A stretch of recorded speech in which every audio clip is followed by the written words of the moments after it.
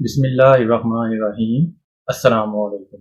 मैं हूं आपका ट्यूटर ज़ीशान अशरफ और आप देख रहे हैं हमारा YouTube channel tutor Zeeshan online. उम्मीद है कि आप सब लोग खैरियत से होंगे। तो चलिए स्टार्ट करते हैं आज का लेक्चर। इस लेक्चर के अंदर हम फंक्शन की एक प्रैक्टिस प्रॉब्लम को देखेंगे, जिसके अंदर यूजर डिफाइंड फंक्शन को डिस्कस करेंगे। प्रॉब्लम ये है, write a program in C language to define a simple user defined function without return type and without argument pass. In function just print 1 to 5 numbers.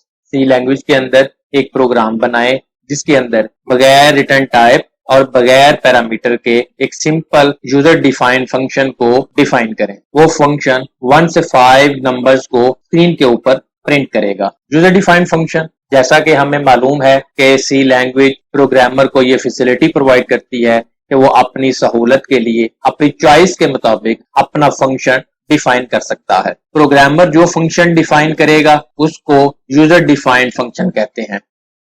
एक simple सा function define करेंगे जो बगैर parameter के होगा और बगैर रिटर्न टाइप के होगा। यूजर डिफाइंड फंक्शन जिसका नाम बाय फन होगा।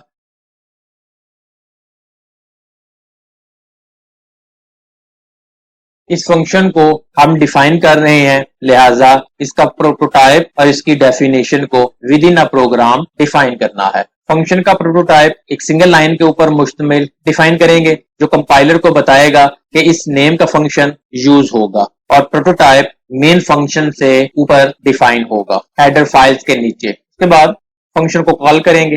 फंक्शन की कॉल मेन फंक्शन के अंदर होगी। फंक्शन के नेम के साथ फंक्शन को कॉल करेंगे और उसके बाद फंक्शन की डेफिनेशन भी प्रोवाइड करनी है। फंक्शन की डेफिनेशन मेन फंक्शन से नीचे होगी। फंक्शन की डेफिनेशन के अंदर फंक्शन की बॉडी होगी जिसके अंदर फंक्शन ने जो टास्क परफॉर्म करना है वो तमाम स्टेटमेंट्स फंक्शन की बॉडी के अंदर मौजूद होंगी। फंक्शन का प्रोटोटाइप और फंक्शन की डेफिनेशन प्रोग्राम के अंदर ही डिफाइन करेंगे। सी लैंग्वेज के अंदर इस किस तरह से परफॉर्म करते हैं, आइए देखते हैं। ये हम सी के कंपाइलर के अंदर मौजूद हैं। कोड स्क्रीन के ऊपर लिखा हुआ है।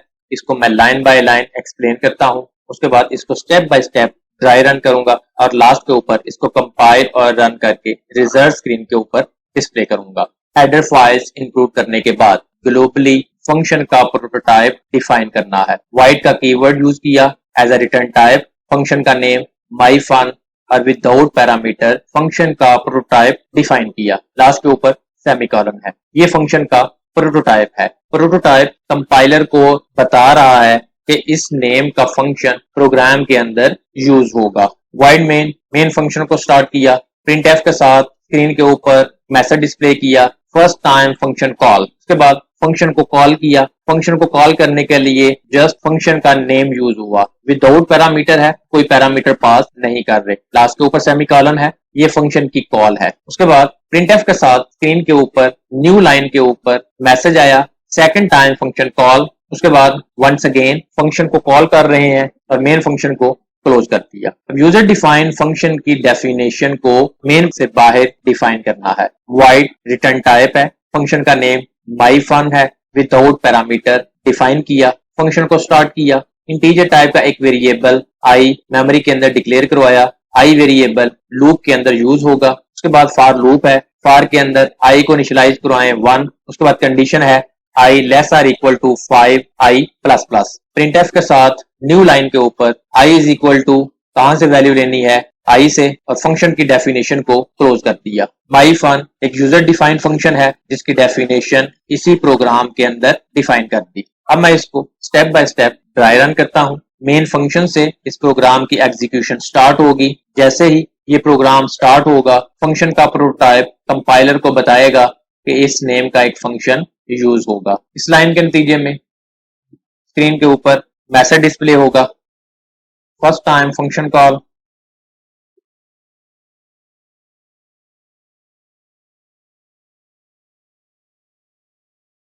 उसके बाद फंक्शन को कॉल किया, कंट्रोल यहां से जंप करेगा और इस फंक्शन को प्रोग्राम के अंदर सर्च करेगा। कंट्रोल मेन फंक्शन से बाहर इस प्रोटोटाइप के ऊपर आया, उसको इस फंक्शन का प्रोटोटाइप मिल गया। अब इस प्रोटोटाइप की डेफिनेशन को सर्च आउट करेगा। माई फंक्शन की डेफिनेशन प्रोग्राम के अंदर मौजूद थी, कंट्रोल माई फंक्शन के ऊपर आ गया। फंक्शन के अंदर इंटीजर टाइप का एक वेरिएबल आई मेमोरी के अंदर डिक्लेयर हुआ।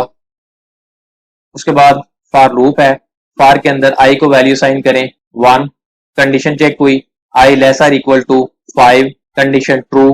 प्रिंटफ के साथ स्क्रीन के ऊपर मैसेज डिस्प्ले होगा, न्यू लाइन के ऊपर आई इज इक्वल टू, कहां से लेनी है वैल्यू, आई से, आई के अंदर 1 है। उसके बाद आई प्लस प्लस होगा, आई के अंदर 1 है, 2 हो जाएगा, कंडीशन चेक होगी, I lesser equal to 5, condition true. Printf के साथ आई की वैल्यू प्रिंट होगी, न्यू लाइन के ऊपर आई इज इक्वल टू 2। उसके बाद आई प्लस प्लस होगा, कंडीशन चेक होगी, कंडीशन ट्रू, आई की वैल्यू प्रिंट होगी, आई की वैल्यू प्लस प्लस होगी, कंडीशन चेक होगी, आई की वैल्यू प्रिंट हुई, I is equal to 4, I की वैल्यू प्लस प्लस हुई, कंडीशन चेक हुई, कंडीशन ट्रू, आई की वैल्यू प्रिंट होगी, आई की वैल्यू प्लस प्लस होगी, आई की वैल्यू 6 हो गई, कंडीशन चेक हुई, कंडीशन फॉल्स। अब कंट्रोल यहां से जंप करेगा और वापस उसी लोकेशन के ऊपर जाएगा जहां से मूव करके आया था। कंट्रोल वापस उसी लाइन के ऊपर पहुंचा, इस लाइन को एग्जीक्यूट कर दिया है। उसके बाद उसे नेक्स्ट लाइन एग्जीक्यूट होगी, प्रिंटफ के साथ न्यू लाइन के ऊपर मैसेज आ जाएगा, सेकेंड टाइम फंक्शन कॉल। उसके बाद वंस अगेन फंक्शन कॉल किया, कंट्रोल यहां से फिर जंप करेगा और वंस अगेन इस फंक्शन के ऊपर मूव करेगा और यही काम वंस अगेन परफॉर्म होगा, जिसके अंदर आई की वैल्यू 1 से 5 तक प्रिंट होगी।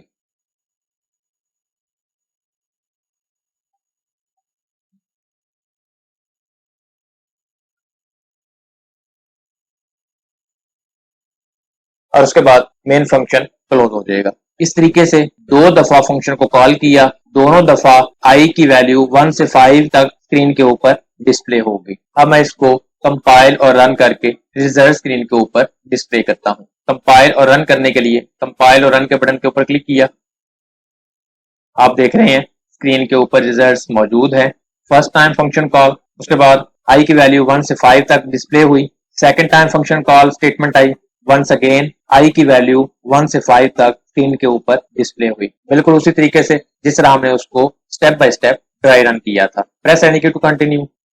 आपने देखा कि किस तरह से प्रोग्रामर एक अपना यूजर डिफाइंड फंक्शन डिफाइन कर सकता है और डिफाइन करने के बाद उसको मल्टीपल टाइम जब जरूरत हो उस फंक्शन को कॉल करेगा, एक दफा उसका कोड लिखेगा और मल्टीपल टाइम जब जरूरत होगी उसको कॉल करेगा। इससे कोड की ऑप्टिमाइजेशन हो जाएगी। अगर आपका कोई क्वेश्चन हो तो कमेंट सेक्शन के अंदर पूछ सकते हैं। अगर आपको हमारी ये वीडियो पसंद आई हो तो इसको लाइक करें, शेयर करें, कमेंट सेक्शन में अपनी राय का इजहार करें और अगर अभी तक आपने हमारे चैनल को सब्सक्राइब नहीं किया तो सब्सक्राइब के बटन पर क्लिक करके साथ घंटी के निशान को दबा दें ताकि हमारी आने वाली हर वीडियो का आपको फौरन पता चल जाए। अपना बहुत सारा ख्याल रखिएगा। अल्लाह हाफिज।